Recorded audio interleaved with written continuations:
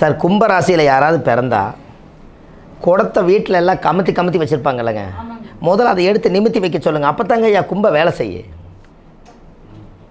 என்னங்க நீங்கள் என்ன பண்ணுறீங்கன்னா கும்பம் கும்பமாக இல்லாமல் கும்பத்தை தலகலாக கமுத்தி வச்சிங்கன்னா சக்தி எப்படி கூடும்னு. அது ஏன் இனிமேல் கும்பராசிக்காரங்க எல்லாருமே என்றைக்குமே கும்பத்துக்கு ஒரு மரியாதை இருக்குதுங்க. எப்படின்னா ஒரு ஜீப் கெஸ்ட்டாக நீங்கள் எங்கேயாவது கும்பராசிக்கார் போனாங்கன்னு பாருங்கள், அவங்களுக்கு வந்து வெளியிலேயே ஒரு கும்ப கலசத்தை கொடுத்து அவருக்கு ஒரு பரிவட்டத்தை கட்டி அந்த பூர்ண கும்ப கலசத்தோட மரியாதையை கூட்டிகிட்டு வருவாங்க. ஏன்னா அந்த கும்பத்துக்கு மட்டும் அது பவர் உண்டு. அவிட்ட நட்சத்திரத்தில் யாராவது இருக்கீங்களான்னு பாருங்கள், அவங்க வந்து எல்லா பெரியாலும் அவரை வந்து சந்திச்சுட்டு போவாங்க. ஆனால் அவருக்கு பிழைக்க தெரியாது. எப்படி அவிட்ட நட்சத்திரத்தில் இருக்கிறவங்களுக்கு பெரிய ஆளுகள் பூரா தெரியும், சாதாரணமாக பார்த்துருவாங்க. ஆனால் அவங்களுக்கு அந்த அதை வச்சு பயன்படுத்த தெரியாதுங்க. என்ன புரியுதுங்களா? அதே போல் கும்பத்துக்கு வீட்டில் வந்து பார்த்தீங்கன்னா அப்போல்லாம் இந்த நோம்பினுடையெல்லாம் வந்தால் மட்டும்தான் எல்லாத்தையும் விளக்கி பூரா கழுவி பளிச்சுன்னு இவங்க என்ன பண்ணிடுவாங்க, அதையெல்லாம் கமுத்தி வச்சுருவாங்க பாருங்க. அது கும்ப வேலையே செய்யாது. அதுலேருந்து இவர் இயங்க மாட்டாருங்க. என்ன அப்படியே ஒரு மாதிரியாக இருப்பார், என்னன்னே தெரியாமல் என்னமோ நடக்குது வீட்டுக்குள்ளே, என்ன பூரா எல்லாம் கமுத்தி வச்சுருப்பாங்க. எப்போவுமே கும்பத்தை வந்து நிமித்தி வைக்கணும். அதுக்கு தான் இந்த கும்பராசிக்கு ஒரு மரியாதை. நீங்கள் பாருங்கள், அதில் என்ன நட்சத்திரம் இருக்குன்னு சொல்லுங்கள். இல்லை அவிட்டம் இருக்கு ஐயா. குபேரன் பிறந்தது என்ன நட்சத்திரங்க? அருமையாக சொன்னீங்க. அப்போ குபேரன் பிறந்தது பூரட்டாதி. அதில் கும்பத்தில் தான் அந்த காலத்தில் வந்து பானையில் போட்டு நிறையா குபேரனுக்கு பணம் நிறையா சேர்த்து வச்சாங்க. அப்பேற்பட்ட ராசிக்குள்ளே குபேரன் பிறந்த ராசி அதுக்குள்ளே தான் இருக்குது. அப்பேற்பட்ட கும்பத்தை கமுத்தி வச்சா காசு வீட்டில் தங்குமா சொல்லுங்கள்? அப்போ இனிமேல் வந்து கும்ப நிமித்தி வச்சா நல்லா இருக்குமில்லங்கன்னு. அப்போ இது எத்தனை பேர், ஆனால் வெறும் கும்பராசி தான், சிம்பிளாக தான் நம்ம சொல்கிறோம். ஆனால் வீட்டில் இருக்கிற கும்பங்க இயங்க மாட்டேங்குதே. அதனால தான் நீங்கள் ஒரு விஷயம் பண்ணுங்கள். கும்பராசிக்கார் யாராவது இருந்தாங்கன்னா, நீங்கள் கோயிலில் நீங்கள் இருக்கீங்க, கோவிலில் கும்பாபிஷேகம் பண்ணுவாங்க. அதில் ஒரு குடம் வந்து கும்பாபிஷேகத்தன்னைக்கு வாங்கி கொடுத்துருங்க. அதில் நூல் சுற்றி கலச ஆவாகனம் பண்ணி அதுக்குள்ளே ஏலக்காய் பன்னீர் மூலிகை தீர்த்தம் எல்லாம் ஊற்றி வச்சு பூஜை பண்ணுவாங்க. கொஞ்சம் எடுத்து எல்லாம் சாமிக்கு தெளிச்சிட்டு அந்த கும்பாபிஷேக தீர்த்தத்தை கும்பத்தோடு வாங்கிட்டு வந்து உங்கள் பூஜையில் வைங்க. அன்னையிலேருந்து நீங்கள் நல்லா இருப்பீங்க. எல்லா முறையும் நடக்குமாம்மா அங்கே உங்களுக்கு கும்பாபிஷேகத்து அன்னைக்கு எந்த முத்திரை, ராஜமுத்திரை, சங்கு முத்திரை, எல்லா முத்திரையும் நடக்கும். எல்லாமே எதுக்கு பண்ணுறாங்க? கும்பத்துக்கு தான் பண்ணுறாங்க. அதனால தான் அது புனித நீர். அப்போ என்றைக்கு இருந்தாலும் ஒவ்வொரு ராசிக்கார் அவங்களுடைய சிம்பிளை காப்பாற்றி வச்சா தான் முதல்ல நம்ம பிழைக்க முடியும். அது கும்பத்துக்கு தானே சொல்கிறேங்க சார். சார் பாவங்கள் தேய்க்க பாவக்காயில் விளக்கு போடுங்கன்னு ஒரு பரிகாரம் போட்டிருக்கேன். எப்படிங்க? பாவங்கள் தேய்க்க பாவக்காயில் கால பைரவருக்கு ஒரு தீபம் போடுங்க, உங்கள் பாவம் குறைய ஆரம்பிக்கும். நாம் செய்த பாவம் குறையும். பாவக்காய் இருக்குது இல்லைங்க, எப்படி தீபம் போடுறதுன்னு உங்களுக்கு பிரச்சனை. 2 பக்கம் கணுவை இந்த பக்கம் வெள்ளரிக்காயாட்ட கட் பண்ணிவிட்டு 2ஆக வகுந்துருங்க. வகுந்தீங்கன்னா உள்ளே விதை இருக்கும். அந்த விதையெல்லாம் வலிச்சு எடுத்துட்டிங்கன்னா அதில் குழி இருக்கும். அதில் திரிய படுக்க வச்சு அப்படியே 2 விளக்கு ஏற்றுங்க. செம்மையாக வேலை செய். எப்படி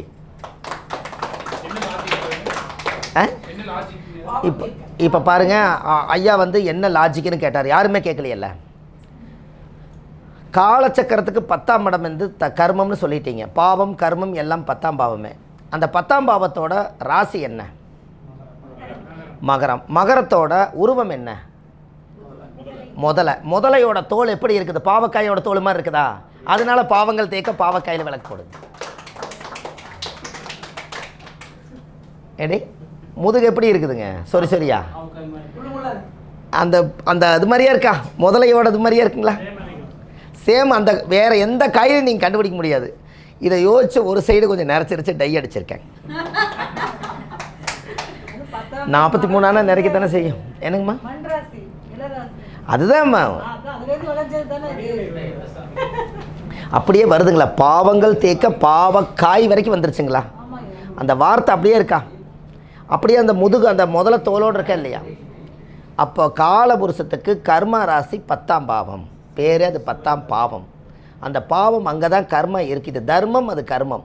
நாம் செய்த கர்மெல்லாம் அங்கே தான் இருக்குது. அந்த இடத்துக்கு முதல தோல் மாதிரி இருக்கிறது பாவக்காய் மட்டுமே. நல்லா பாருங்கள், ராமேஸ்வரத்தில் போய் பிராமணருக்கு திதி கொடுக்குறதா இருந்தால் பச்சரிசி, காய்கறி, வேட்டி துண்டு பாவக்காய் எல்லாம் கொடுத்து தானம் கொடுக்குறீங்க. அப்போ முன்னோர்கள் அந்த காலத்திலே பாவம் தீர்க்க பாவக்காய் கிரியேட் பண்ணியிருக்காங்களா இல்லையா சொல்லுங்கள். இந்த பாருங்க கொடுத்தீங்க, அது ரொம்ப சந்தோஷம். 5 வகை 7 வகை கொடுக்க சொல்லுவாங்க. கால பைரவருக்கு ஏன் நான் போட சொல்கிறேன்னு கேட்டிங்கன்னா, காலத்தை நிர்ணயம் பண்ணி கணக்கை கிளியர் பண்ணக்கூடியவர் கால பைரவர். அதனால் நீங்கள் உங்களோட ஜாதகத்தினுடைய ஹிஸ்ட்ரியை எடுத்துக்கொண்டு போய் பிரம்மங்கிட்ட சேர்த்துறது யாருங்க? அதனால் கால பைரவருக்கு விளக்கு போடுங்கன்னு சொல்கிறேன். பைரவர் தானுங்கம்மா. அந்த பைரவருடைய வாகனம் யாருங்க? நாய்க்குட்டி. இந்த நாய்க்குட்டிக்கு திருவாதிரை என்பது சிவனா? ருத்ரன் பிறந்த நட்சத்திரம் திருவாதிரையா?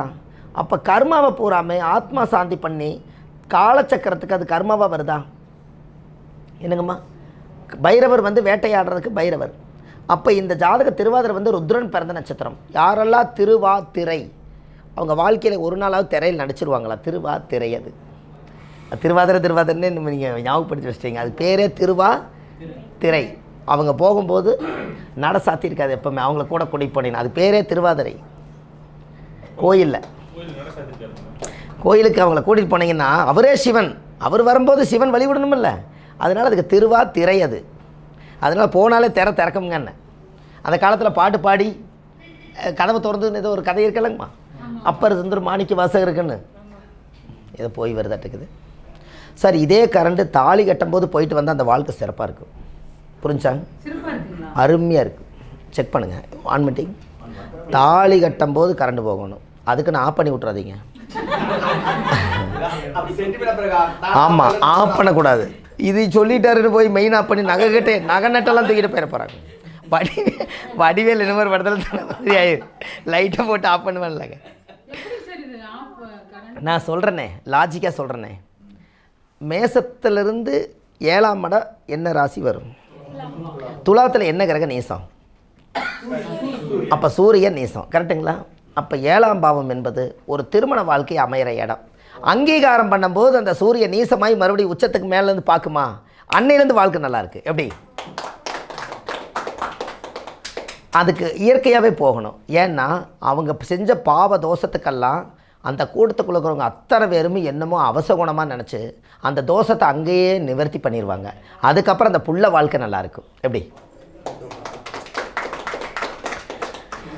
இதெல்லாம் இயற்கையாக நடக்கணுங்க, இயற்கையாக நடக்கணும். அப்போ தான் அது வேலை செய்யும்.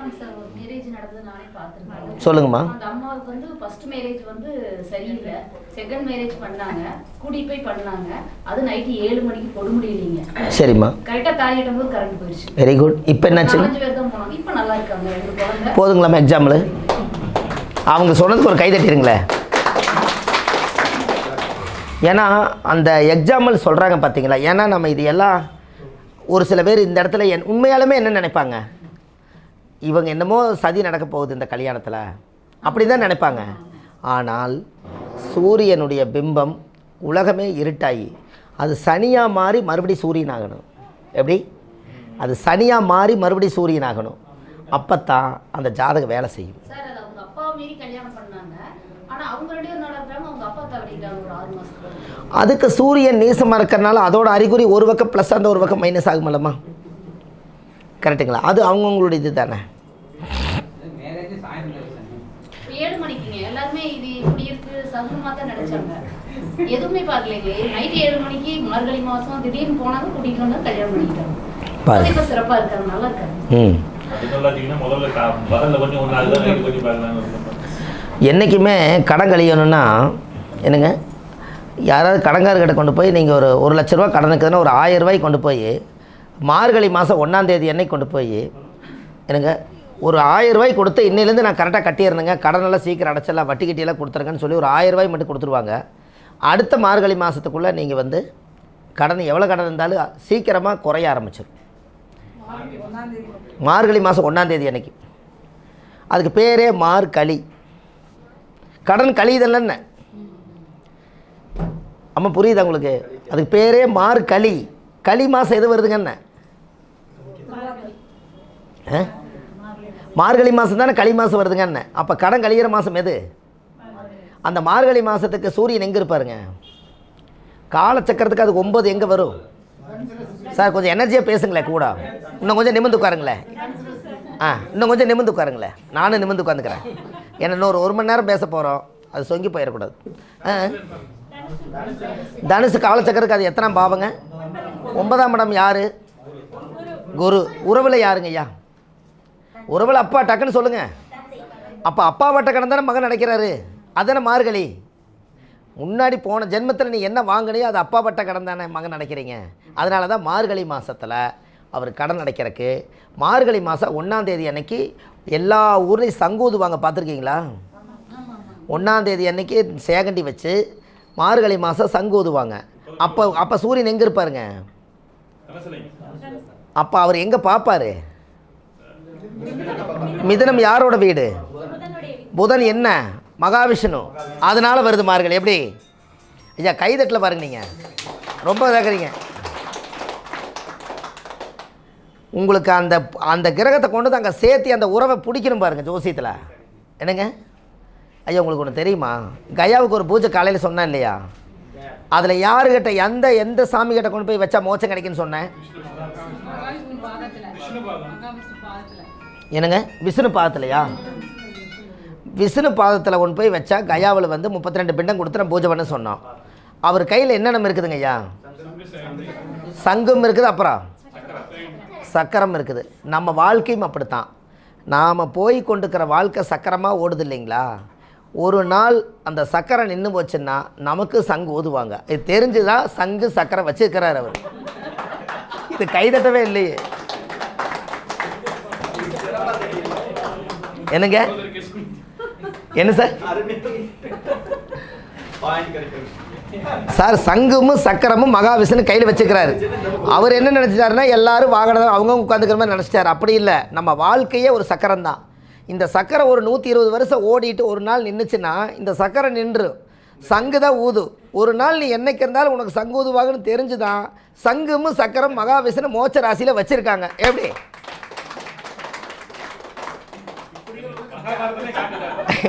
என்னங்க ஐயா? போகிற இடத்துல பரிகாரம் எடுக்கிறோம் இல்லைங்க ஐயா? ஏன் மகாவிஷ்ணு உள்ளே கொண்டு வர்றீங்க?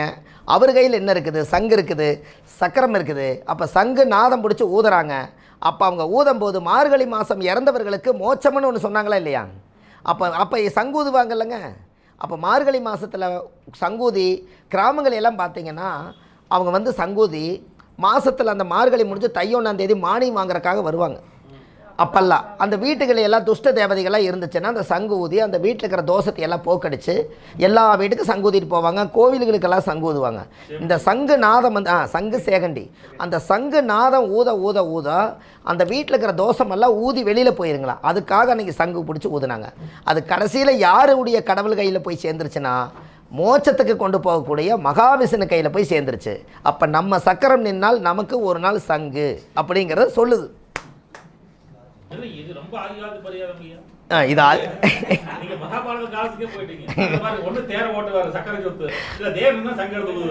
உள்ளத்தில் நல்ல உள்ள உறங்காதுன்னு வந்துருச்சுல்லங்க.